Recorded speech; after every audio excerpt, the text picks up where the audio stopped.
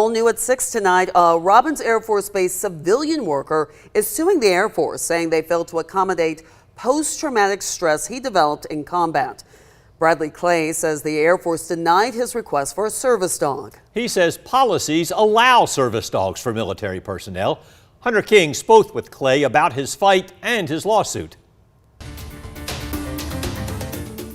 Bradley Clay inspects aircrafts for a living, looking for defects that could cause catastrophic failures. But he says it's the invisible scars from his military service that have led him to court. He served in Iraq at a base nicknamed Mortaritaville due to the frequent mortar attacks. And Clay says he returned home with lasting trauma. I struggle with depression, anxiety, and suicidal thoughts a lot. In 2021, Clay says his mental health went downhill and he attempted suicide. Shortly after, he says his psychiatrist recommended a service dog to help manage his PTSD. As a Robins technician, Clay says some workplace noises trigger panic attacks. His lawsuit alleges that in 2022, the Air Force initially denied his request. When Clay met with management, he says the tone quickly shifted. It seemed like she was getting short, or she would get frustrated or angry with me, and the whole tone of how she was handling this situation was totally different than any other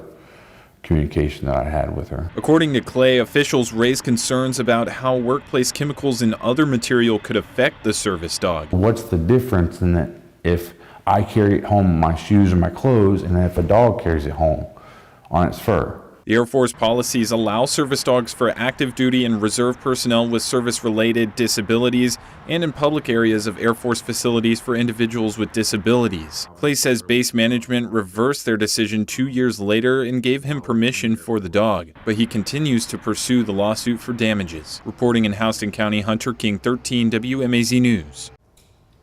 Hunter reached out to folks at Robins Air Force Base, but they declined to comment on an active lawsuit. Clay's lawsuit is against the Secretary of the Air Force, alleging discrimination based on disability and retaliation. The next step in the case is discovery, which could take months or even years. After that, it would head to a jury trial if it does not get settled.